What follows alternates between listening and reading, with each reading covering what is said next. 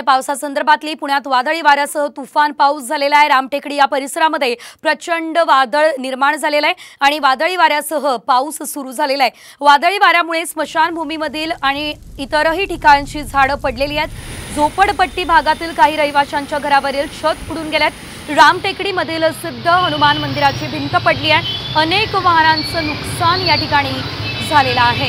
तर रस्त्यावर देखील मोठ्या प्रमाणात पाणी साचलं असल्याचं आपण पाहतोय आणि रस्त्यावर पाणी साचलं असल्यानं यातून वाट काढणं देखील वाहन चालकांना अवघड झालंय। या तुफान पावसामुळे नागरिकांची तारांबळ उडाली आहे।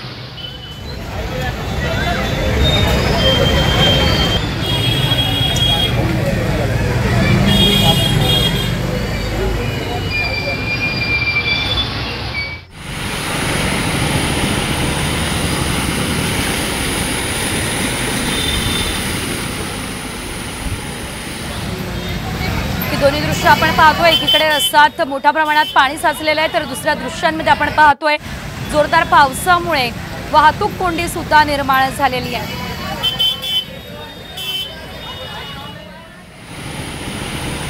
तर आपण पाहतोय मोठ्या प्रमाणात पाणी या ठिकाणी साचलेलं आहे आणि रस्त्यांना नद्यांचं स्वरूप प्राप्त झालंय।